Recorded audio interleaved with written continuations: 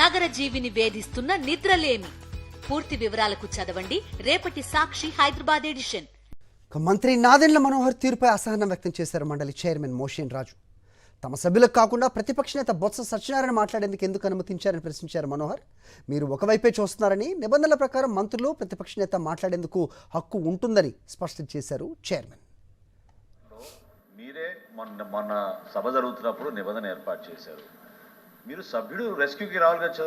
మీరు ఏమండి చైర్మన్ గారు, మీరు సభ్యుడు యొక్క రెస్క్యూకి రావాలి కదా. అవును, ప్రశ్న అడిగింది రామారావు గారు. అవును, రామారావు గారికి సమాధానం చెప్తున్నప్పుడు అక్కడి నుంచి అంతమంది లేచి మళ్ళీ దానికి ఫర్దర్ గా వాళ్ళు ఈ విధంగా గలాటా చేస్తుంటే, సార్ మీరు ఒక పక్కే చూసారు, రెండో పక్క కూడా చూడండి.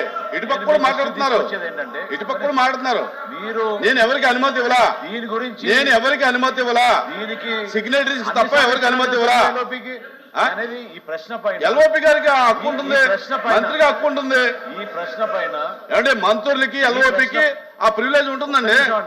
ఈ క్వశ్చన్ అవర్ లో మీరే మొన్న సభ జరుగుతున్నప్పుడు నిబంధన ఏర్పాటు చేశారు. మీరు సభ్యుడు రెస్క్యూకి రావాలి కదా. మీరు ఏమండి చైర్మన్ గారు, మీరు సభ్యుడు యొక్క రెస్క్యూకి రావాలి కదా. అవును, ప్రశ్న అడిగింది రామారావు గారు. అవును, రామారావు గారికి సమాధానం చెప్తున్నప్పుడు అక్కడి నుంచి అంతమంది లేచి మళ్ళీ దానికి ఫర్దర్ గా వాళ్ళు ఈ విధంగా గలాటా చేస్తుంటే, సార్ మీరు ఒక పక్కే చూసారు, రెండో పక్క కూడా చూడండి. ఇటు పక్క కూడా మాట్లాడుతున్నారు, ఏంటంటే ఇటు పక్క కూడా మాట్లాడుతున్నారు. మీరు